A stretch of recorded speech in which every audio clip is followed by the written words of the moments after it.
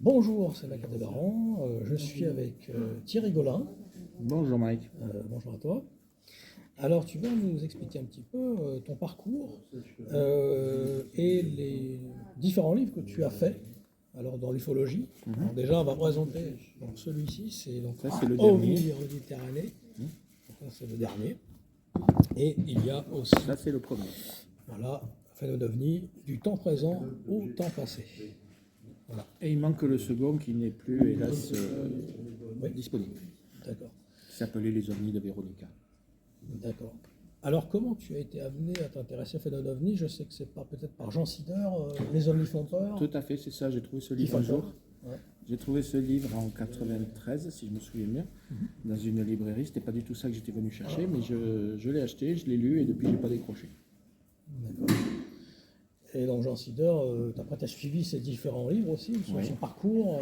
Jusqu'à récemment, les derniers, je ne les ai pas vraiment encore tous lus. Il en a publié pas mal il y a quelques années à la chaîne. Mais oui, j'ai suivi son parcours. Ouais.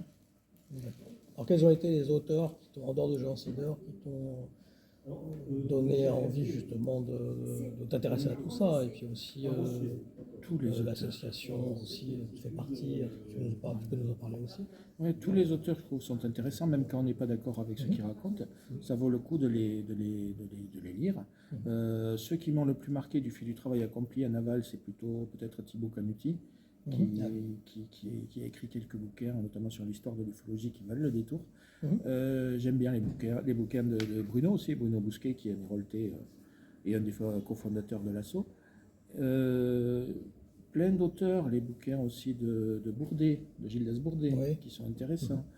Même celui de Velasco, là, qui est là, de Jean-Jacques Velasco. Et alors que, bon, tout le monde, enfin, quand on s'intéresse à l'ufologie, on se connaît déjà le contenu, mais le fait qu'il soit retranscrit par Jean-Jacques Velasco rend ça encore plus intéressant. Il a appuyé sur Alanson un peu quand même. Oui. Justement.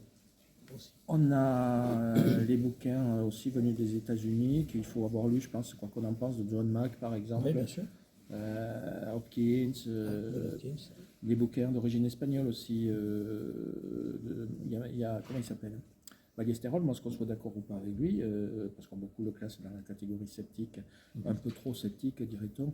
Moi, je trouve que ces bouquins sont extraordinairement bien faits et fouillés. Il y a les bouquins de Benitez qui sont peut-être moins fouillés, mais qu'il faut lire pour l'Espagne. On a, en fait, la culture ufologique passe par la culture littéraire.